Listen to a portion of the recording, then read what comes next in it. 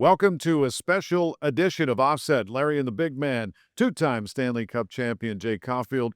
Want to thank One Team Media, Ryan Jorgen, Mark Coddington, and Logan Douglas producing this episode, and Brian Hess, the mastermind behind One Team Media, and along with my employer, Odyssey Pittsburgh, Michael Spacciapoli, and we get to talk to 93.7 The Fans, Andrew Filipponi. We do that every Tuesday. Jay? Yeah, also Rourke Automotive. Again, they're phenomenal. We're so happy they're being a sponsor with us. And Henderson Brothers, also Tom Grillish. We're very happy and thankful that they've become sponsors. So thank you very much. For all your insurance needs, experience the power of partnership at hendersonbrothers.com. So in this special edition, we get to visit with the great Pierre McGuire, who's back to the Berg to help analyze this Penguin season, which has started on a tear. Pierre, good to see you again. Larry, so nice to visit with you and Jay. It's been a tremendous start to the year for the Pittsburgh Penguins. As a proud member of the alumni, it's great to see them off to such a good start. Yeah, Pierre, as we've been talking and each and every night when we're covering games and with you doing your work, the coaching staff has been, Dan Muse seems just to have a really great way about him. Obviously, things have been going very well. So, but as you and I even talked off air, Andy Chiodo has had to deal with the goaltending situation for a number of years. And right now, with an alternating situation, which there's no rule against it, but you've got two guys that are performing at a high level, and he's probably directly responsible for it. Most underappreciated part of their organization right now is the production of the goaltenders, Jay, as you know. And, Artur Shilovs just came over from Abbotsford in the, Vancouver Canucks organization. If you look at where Vancouver's farm team is right now in Abbotsford, they're second to the last in the entire league. They were the champs last year, Calder Cup champs. So it speaks to some of the defections. And obviously, Shilovs was a huge presence. He was the MVP of the American Hockey League playoffs last year. So Andy Chiodo's taken him and turned him into an everyday NHL goalie. On the other side, Tristan Jarry, who was very underwhelming last year and even the year before that, he looks bigger in net. He looks more fundamentally sound in net. He's challenging shooters better, and his rebound control's a ton better. That's all a reflection on him. And I think Andy Chiodo, I think, has done a fantastic job. Yeah, one thing about it too, Pierre. The last couple games too of the Pens in that their last little stretch, the grade A chances against are starting to pick up a little bit, and that's why the goaltending has really had to be solid. And they've come up with the saves when they needed to. We know they've had little hiccups in the shootout, but when that starts to happen, and again, that's teams all finding their legs, right, Pierre, across the board. But there have been some really good looks they're starting to give up. They got to make sure they tighten that up. Otherwise, we're seeing a situation where the pressure starts to lean on them probably a little too much.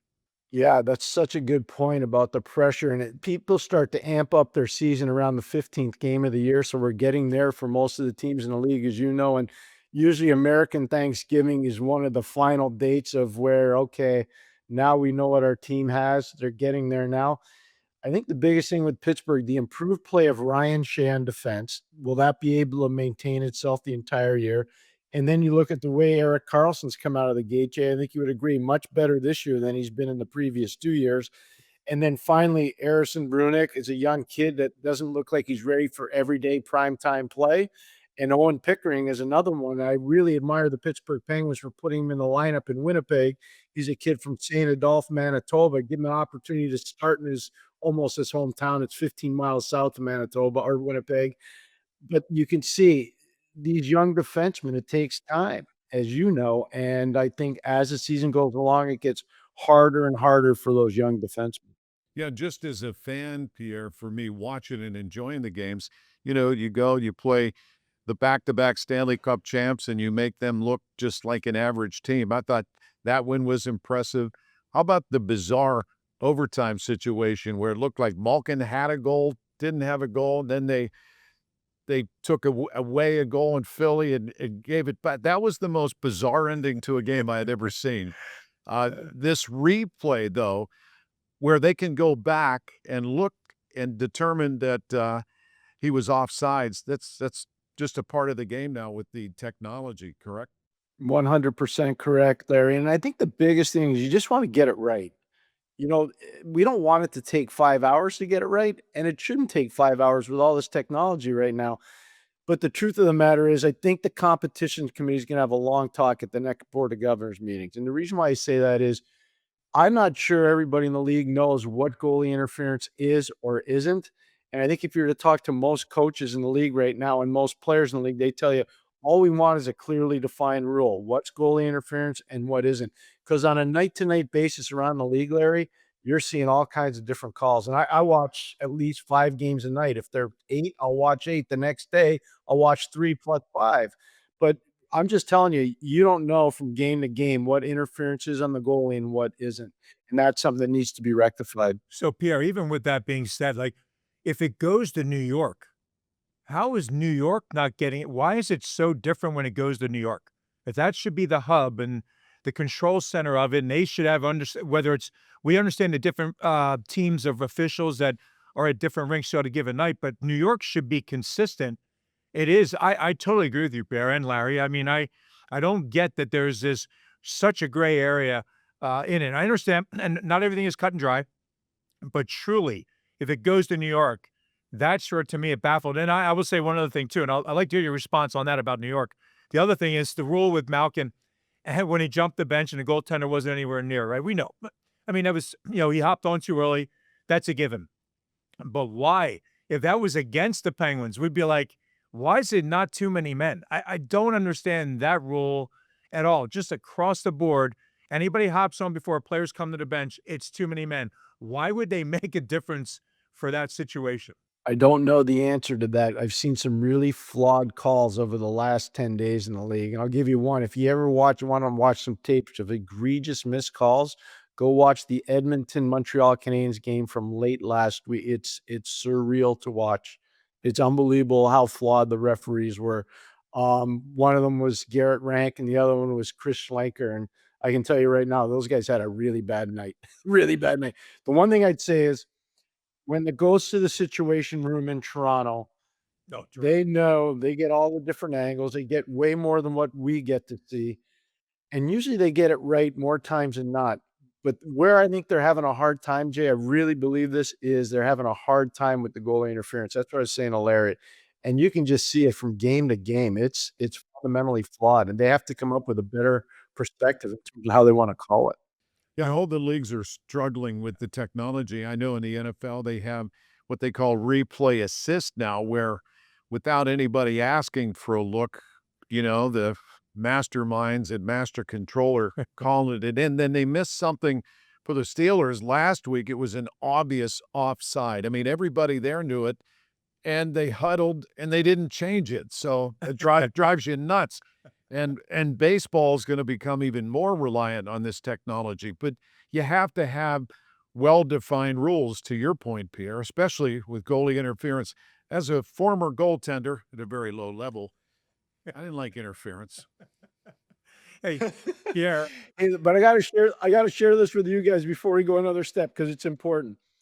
I'm just back from Europe. I was speaking at a double IHF event with George McPhee, the president of hockey operations for the Vegas Golden Knights. We were there Monday, Tuesday, Wednesday, Thursday, and we flew back on Friday.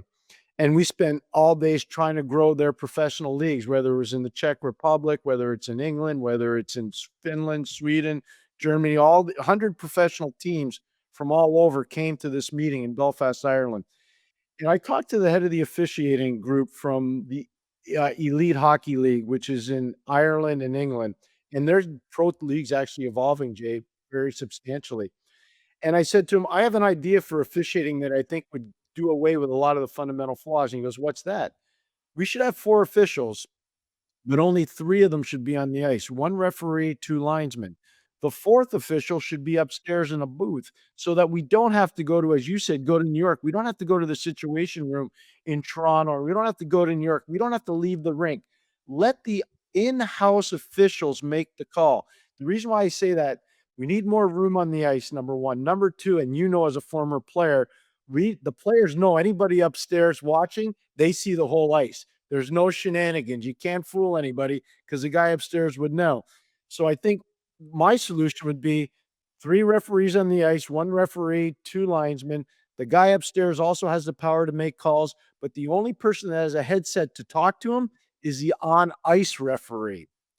And that way the linesmen don't get impeded making the calls on icings. They don't get impeded making the calls on offsides, and they go in and break out up fights or whatever they have to do when it comes to shenanigans. I think that it would prolong careers. It would make it a much more efficient system, and everybody would be happy because the decision would be coming from in the rink and not either to New York or to the Situation Room in Toronto.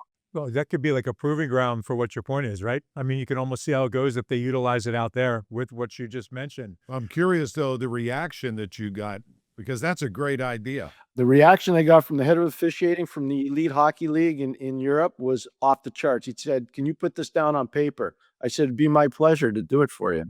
Yeah, that's kind of, well, that's going back to old school, but that's when they didn't have cameras everywhere, right, Pierre? So anything behind the play that the ref wasn't looking, there was so much going on behind the play, right, Pierre, back in the day of different times. So, so first of all, thank you for saving me about the Situation Room in Toronto. I'm so used to New York with the NFL, but we have enough issues with that. But I was going to say, it's so much like if you have to, as far as goaltender interference or anything, they might end up going back to no, you can't even have your skate blade inside the blue paint. Something that makes it more, just stay out of the blue paint, whatever it is. But even there, something like that, Pierre, might have to happen again. I don't know. Well, no, I don't know about. See, I think you should be allowed to go in the blue paint. I just don't think you should be allowed to make a collision with the goalie. And so if you're in the blue paint and the puck hasn't arrived yet, you better get out if you know the puck's arriving. Like I look at in the day, Ryan Smith with Edmonton and the New York Islanders, Johan Franzen with the Detroit Red Wings, Patrick Hornquist with the Penguins and the Nashville Predators and the Florida Panthers, Thomas Holmstrom with the Detroit Red Wings. Go look at, they're guys that made millions of dollars creating an ideology of how they're going to screen the goalies. And now, because of zero tolerance and obstruction, that's the place where you have to go to create more offense because the goalies are too big. They're too athletic. So you got to be aware as a team that there's going to be problems. But I think the biggest thing now is guys just drive to the net, and the defenders, because they can't defend very well, Jay, they're cross-checking attacking players into their own goalies. And I think coaches need to do a better job teaching guys how to defend rather than push guys into their own goalies. And I think until we do that, we're still going to have problems with goalie interference. Well, the other day when the Penguins played the Minnesota Wild, so they got the one taken back with Brazeau in front, but then Koivunen gets cross-checked into the net, as you're talking about, and the ref's right there and never put his arm up. Not that the Penguins ended up scoring, but it could have easily, who knows? And I was wrestling, and Pierre, I agree. Like, I'm not trying to shut any lanes down or anything, but even how you said it, well, you just don't want goaltender to touch the goaltender. That's where the whole gray area, right? That's where it is. If you have to stay outside of that area, then to me, then you're making it cut and dry. If you're I'm not saying they should do it, but if they have problems calling it the way it is, it might be better going to something concrete. And if you look at it, and if you have a chance to video replay everything, if my skate blade is in the blue paint, then it's done. You're off. I mean, somewhere, because I think, as you were saying, players don't know what's going on. Maybe that's the only way to do it, because your idea, I think, is the better way to be. I agree with that. But it's still leaving somebody to make a decision on what was the contact or not. That's my only thing about it. You know what's amazing, Larry and Jay? The fastest growing sport in the United States, both for men and women, is lacrosse. It's an amazingly fast growing sport. It's amazing. They have a rule. If you're an attacking player, your foot can't go in the crease. That rule was created, Larry, as a football guy, you're going to be blown away, and Jay is a football guy. That rule was created back in the 1950s because of a guy named Jim Brown, who played football and lacrosse at Syracuse University. And he used to take the stick, the lacrosse stick, and put it into his chest and run it into the net. And that's what created the goal crease rule in lacrosse. And here we are 60 years later, and they still follow that rule that was created in the 1950s. Yeah. Well, that's an excellent point. For those that don't know, Jim Brown, greatest running back, many people's opinions in the NFL, but they love him. I was just in Syracuse with a Pitt football team, and the Jim Brown. Good win, by the way. Good win. Yeah, Pitt's on a roll, 5 wins in a row, and not only in Syracuse, but just more recently at Stanford, where they haven't been in 100 years. For the record, I wasn't there then, but I worked this time. But yeah, I can't believe you brought this up here because many people would not know. Jim Brown was known there for being this unbelievable lacrosse player, and to your point, he would run it in and nobody could stop him. So, Pierre, should we not say also one of the greatest actors ever in The Dirty Dozen? Does anybody remember that? Oh my gosh. Jefferson in the Yeah. Dirty Dozen. The Can't believe he got could killed run when he was like running away. I can't believe he got shot. It's still yeah. By the way, that- when I had a TV show in the morning years ago, one of our guests in studio was, you know, that's Jim Brown. It was like, go come on. for it. Even though I'm a Pittsburgh Steeler fan, born and bred and native, our That's arch right. enemies have always been Cleveland. And then when they took Cleveland and moved them to Baltimore, then we didn't like the Ravens either. So, but I got to meet Jim Brown, and he was, even then as an older gentleman, was a hulking figure. He'd have loved to know that you thought he was a great actor. Oh, what is that? Pierre felt the same way. I can tell that. So, Pierre, I hope you you got to keep us posted of that idea and how if it takes over out there, because I do think that'd be something that'd be pretty good. And I agree, too much, not enough room on the ice. The boys are too big. I Too big want right now. people to know that are listening and or watching this that Pierre McGuire, if that change takes place, the genesis was through Pierre. That's brilliant hockey mind. Yeah, yeah. So, and now listen, we'll go back to the Pens for a second. Hey, Pierre, I mean, if we look at what they've done, and we know it's the power play at one point was number one in inside the first 10 games. They were number one in the league. Todd Nelson running the power play, but the lines, Malkin line, the Crosby line getting hot with Russ getting himself back after being injured early. But I think it's the Kindle for me, on top of what the top two are doing, which is always expected of them, and it's a lot of pressure with that. But when Kindle's in the game, there's a difference. Now you've got a third line that's creating. When you watch it and covering it, there's something happening in the offensive zone so much throughout the night with that third line as well. Oh, Jay, I couldn't agree more. And I think the biggest thing with Ben Kindle, the escapability. He's not overly large, creativity off the rush. And when I see him playing with Tommy Novak, and Novak can really skate, kid out of the University of Minnesota, they got him from Nashville. And even Koivunen, when he's on that line, makes a difference because they all have speed, they all have skill, and Ben Kindle's comfort zone with the puck on his stick is phenomenal. Very seldom is he turning it over because that's really one of the telltale signs of young players that love the puck.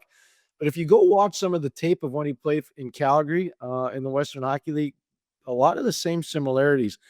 I think the fact that he gets to grow up in a dressing room with, a guy like Sidney and a guy like Gino and a guy like Christopher Letang.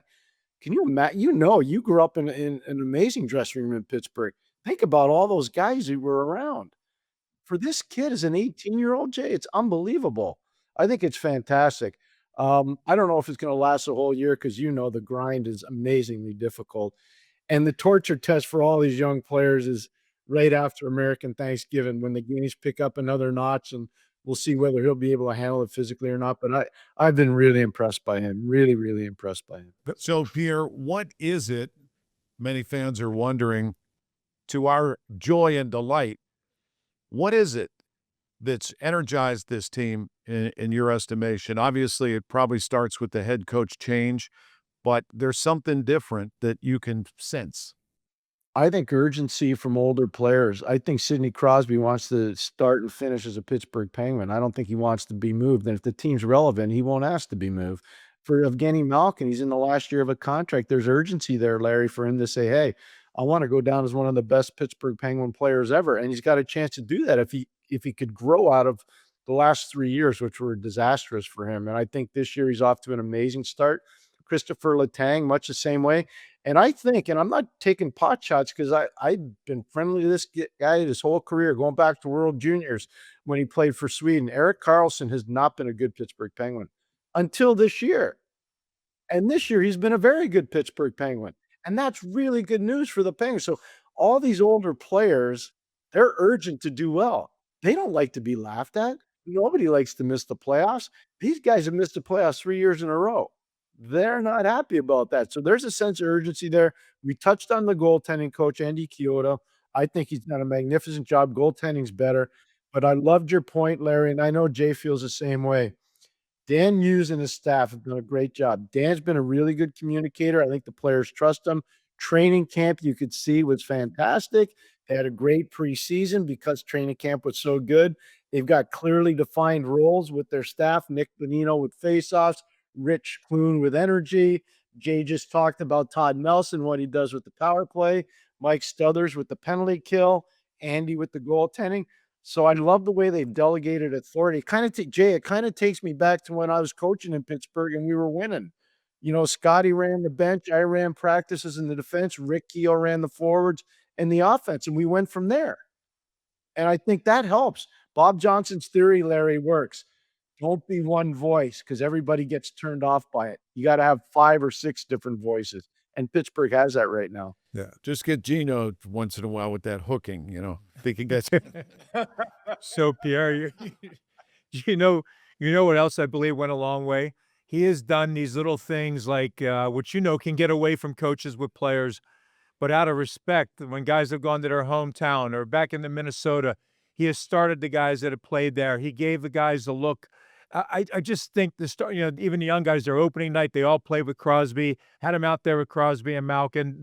That type of thing, I think goes a real long way, and it can get lost over years of a coach and forgetting a little bit probably like what it's like to be a player, right? I think if you can always go back to what it's like to be a player, it might help decision making be a little bit, you got to be strict, you got to toe the line, you have to be direct, but it's sometimes you still got to flash back to what it was like when you played the game. 100%. This is so well said, Larry. It matters a lot what Jay said, whether you're one of the best players on the team or one of the bottom roster guys. When you get respect from the head coach and there's a clear line of communication, it matters a lot to your self-worth. This is a really hard sport to survive in, long term in particular. But if you're an 18 or 19-year-old kid and you're playing against men that have mortgages and car payments and mouths to feed at home, it's a way different experience than playing in college or playing in junior. And that's one of the hardest things for kids to understand. Jay's been through it. He understands what I mean. I've coached a lot of really good young players, but I can tell you after US Thanksgiving, a lot of times they hit the wall. And they hit the wall because the urgency for those older players becomes so great, and the young kids can't keep up mentally or physically. That said, Penguins is one of the hottest teams. If you look at the first 10 games alone, they were the hottest team in hockey, and I don't think we all expected that. But in our last conversation, you talked about the need for them to get off to a fast start. Well, they've done that in percentages, as you can expect. Teams that do that make the playoffs, and I think all the fans want to see us get back to the playoffs. We kind of took it for granted for a long time. The most important thing for this team is to maintain what they've accomplished out of the gate, which I believe they will, number one. And number two, and this is really important, the Mendoza line is when you go to the All-Star break or you go to the Olympic break, if you're double-digit points out of the race, you're not making it. I can tell you, the highway's littered with teams that are double-digit points out at the All-Star break. They just don't you can't get back, especially because of division play at the end. They're not 4 points games. Sometimes they're 6 point games. So you got to make sure you're within that Mendoza line of being single digits out.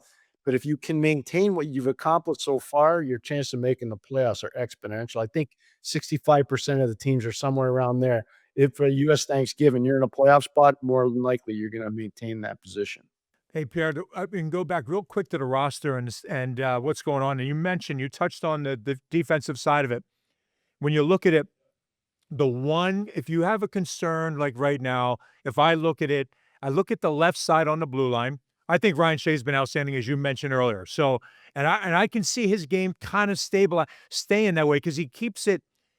He's just finding a way to make it look easy. Works extremely well with Letang. I think Witherspoon to me has been a great surprise.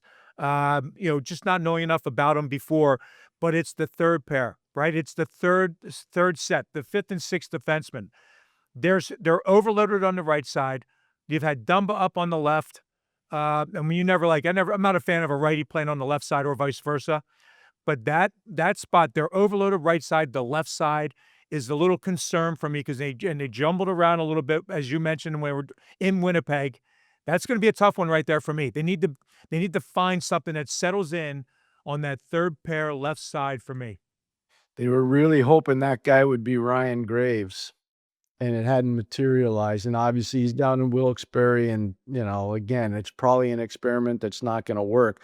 Owen Pickering probably isn't ready for prime time as being a top 6 guy yet, but I think eventually he will be. I think it was a good pick by Pittsburgh, but you're absolutely right. So I'll use Pittsburgh and compare it to Ottawa. Ottawa's left side, starting with Jake Sanderson, going down to, Tommy Chabot, then going to Tyler Clevin, they're locked and loaded on the left. They're so good. They're the anti-Pittsburgh. Their right side is not good enough. Like, your left side's not good enough. In Pittsburgh, your right side is good enough. It's your left side. In Ottawa, your left side's good enough. It's not your right side. So every team has fundamental flaws. I think this year, Larry and Jay, more than any other year that I've been in the National Hockey League, 37 years, this is the first time I honestly say I'm not looking at players and coaches. This is what I'm looking at. I'm looking at owners that are prepared to trust general managers. I'm looking at general managers that are prepared to trust pro scouts. Whomever is the most proactive before Christmas and after Christmas, adjusting their roster, to Jay's point, Larry, about the defense on the left side, most teams will have a legitimate chance to compete. It's the first time I've ever said this over the course of my career. The most intelligent and trusting owners with the best GM that trust their pro scouts, that team gives itself the best chance to win. If you're not in that group, you're not winning the cup this year. There's too much parity, way too much. Before you go, walk us through the Olympic break because fans will want to know, well, how does this work? Well, it works where every country that's an Olympic country, except for Russia, that's not going this year, they're not allowed. Um, all those players, the best guys, are gonna be going representing their country. I've had the honor of doing 7 Olympics, and it never gets old. It's an amazing opportunity to see best on best. This year, the games are in Milan in Europe. They're not playing on big ice. They're playing on small ice, tailor-made ice for NHL players, because most of the players playing there will be NHL players. Canada and the US should be the 2 dominant forces, but don't sleep on the Swedes and don't sleep on the Finns. I was just over there, and I can tell you right now, they really think, especially in Sweden, that they have a legitimate chance to win. So that's gonna be an interesting thing to watch. Um, I would say injuries could play a role in this for Team USA. That's my only concern for them. Without the Tkachuks, now I think Brady will be back. I think Matthew will be back, but I don't know if they'll be 100%. Austin Matthews has had a very pedestrian start to the year for Toronto. He's obviously really important for Team USA. The Canadians are gonna be so deep, and it all starts with Sid. And if you look at how great they're gonna be offensively, I think that's gonna be a problem. But the Olympics this year are gonna be magnificent. It's gonna be as much as everybody liked the 4 nations last year, this is gonna be way better. It's gonna be better. I like the 4 nations. Yeah, And yeah. that said, though, is this really disruptive? If you're coaching, if you're a GM, you look at this more as a hindrance to what your goal is in the NHL, is get to the playoffs and win a cup? I don't, Larry, and I'll tell you what, I'm gonna give you just some not advice, because that's the wrong term. I'm gonna give you some examples, one in particular. The 2010 Olympics in Vancouver is probably the best hockey that was ever played until we had that 4 nations event last year in Boston. And I did every single game. I did 54 games at Olympics in Vancouver for 2 networks, Canada and the US. And without a doubt, the Canada had the best team. Even though the United States got to the gold medal game, they had the best team, and Sidney Crosby scores a golden goal. I can tell you right now, the Chicago Blackhawks were extremely well represented at that Olympics, led by Jonathan Toews, who was called the player of the Olympics that year. They ended up winning the 2010 Stanley Cup, and it was the first of 3 cups in 5 years for them. I think you can utilize the Olympics as a launching point for your team if you've had a bunch of players over there, because you can build off the euphoria and the enthusiasm of that event. I've seen it before, and I believe it just in Chicago alone. Just to have watched it in Chicago was phenomenal. Probably the one thing that goes with, if you're the player that's not involved in the Olympics, you're like, another training camp when you come back in 2.5 weeks, right? It's a lot. You're like, oh my God, another grind. But hey, Pierre, I totally get that. I think it's something that's to have all the players represent their country. It can't be anything better outside of winning. You're winning and you want to win a Stanley Cup and what that's about if you're playing the game of hockey, but to represent your country in any way, any form or fashion is outstanding. So, but before you go too, I have one thing. If you look at real quick, the surprises, or let's go to what are your disappointments right now of all the teams in the NHL? Who sticks out to most you as one that's underachieving? Well, they were until the last 3 games of their road trip, the New York Rangers. I mean, they've been a bitter disappointment to watch, I can tell you, but then they reeled in the road trip, they reeled it in Vancouver, they reeled it in Seattle, they reeled it in Edmonton, but they've been a disappointment, especially on home ice. The Toronto Maple Leafs have been a disappointment. They have been. Now, I know they've got a lot of injuries that they're dealing with, but they've been a disappointment. I know people are looking at, "Oh, if the playoffs started today, Florida wouldn't be in." Tampa Bay just won 5 games in a row. Don't worry, Florida will start getting some guys back, and when they do, they'll start winning with more regularity. I'm gonna say something that maybe isn't gonna register with a lot of fans, but I bet it does with their coaching staff. Carolina Hurricanes. A lot of people thought they were gonna win the Stanley Cup this year. I don't see it right now. I don't see it. Yeah. How about, and also, I'm gonna ask you one other question. I think with Minnesota, Billy Guerin had a tough job. He goes there. He had still the end of that deal with Parisi and Suter, but now you sign Kaprizov for a really big number, and it's almost like. And now he's phenomenal. I'm not saying he's not. I'm not saying he's not that kind of player that deserves that kind of number. I'm just saying you've got yourself now back into a little bit of a rut with what team are you going to build around that to make that work? Yeah. Well, I'm gonna be transparent with your audience. My son's part of that organization as a player, so I'm not gonna say too much about what they're doing right or wrong. No, yeah, we'll keep you away from that. That's fine. No, no, no problem. But you know what I mean? I think the point. No, but I'm very comfortable saying this to you. I am, Jay. I really am, because I don't want to avoid anything, but I want to be transparent to the listeners. That are like, that guy's kid plays in their organization. Like, what's he doing? I'm not saying anything negative. So what I'm going to say is this: they're finding their identity slowly but surely. And I think getting Matt Zuccarello back, we talk about injured players. When they get Zuccarello back, that's going to change a lot of their offensive dynamic. They're a team that lived and died on the power play. Now, once Zuccarello's back and he's really back aggressively skating, I think that changed their 5-on-5 component, Jay. And then they got a better chance to compete. The They really goaltending do. has to be, and their goaltending hasn't been where probably should be. His numbers are down there too. 100. I could not agree more. And Freddie Shabbat's the goalie coach there. He's very similar to Andy Chiodo. I think eventually they will get the goaltending situation figured out there. It's a great point, though, to talk about Minnesota. 100% fair. You want to quick give us an update on your son? How about that? He broke his foot last Wednesday playing in a game, so he's out 3 to 6 weeks. Oh, man. Well, that's all part of the process too. Is it not, Pierre? Is that not part of the deal? That's what I was over in Europe and I got the text and I said, "Hey, welcome to pro hockey, man. This is the way it goes. It's adapt and overcome, and you got to battle through it." And I was really proud of him today. I won't say the day because I know we're on tape right now, but I checked out where he was at 7:30 this morning, and he was at rehab at the rink, and that's where he's supposed to be. So it's good. Very good. Well, I wish him all yeah. the best, and that's always a challenge as a father, especially someone as knowledgeable as you in that sport, but he couldn't have a better mentor. We'll put it that way. Pierre, always appreciate your time, and Thank you, Pierre. also look forward to more of your coverage with the Pittsburgh Penguins.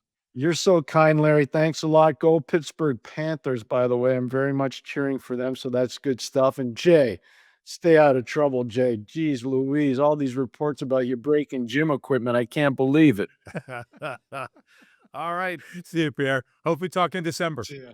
Yeah, and it's always great to catch up with Pierre. We're lucky. I think he's somebody that wants to join us once a month and get caught up on the NHL. And again, probably the hardest working man in hockey, covered hockey the way he did it for all those years. Jay, look, he did 54 games in that Olympics. You know, 54. imagine those names. Imagine, Man, no, he is one of the most brilliant hockey That's- minds in the game today. That's He not like, really is. but it's not like he's calling on Smiths and Johns and think of the names he's covering. 54 games, all the different countries. Right?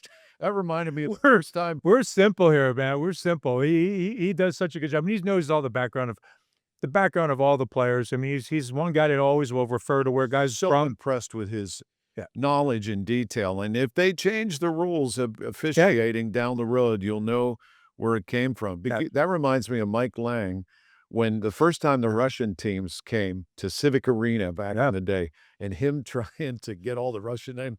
Here's when I'm an Isanov and I'm No, it's tough. That'd be a tough call. It really would be. All right, we want to thank our teammates, Ryan Jorgen, Mark Coddington, Logan Douglas, producing this episode. Part of One Team Media with Brian Hess and Odyssey Pittsburgh with Michael Spacciapoli in our special edition. Yeah, and also Rourke Automotive, the Rourke Advantage, lifetime state inspection, lifetime oil change, engine warranties. They've been great. They've been a sponsor with us now for a couple months, and we're really happy about that. And also Henderson Brothers with Tom Grillish. We're very pleased that you joined us as well. And we'll be back with another episode and get you ready for the next NFL weekend, too. Steelers in Los Angeles against the Chargers. And that's a wrap. Offset with Larry and the Big Man.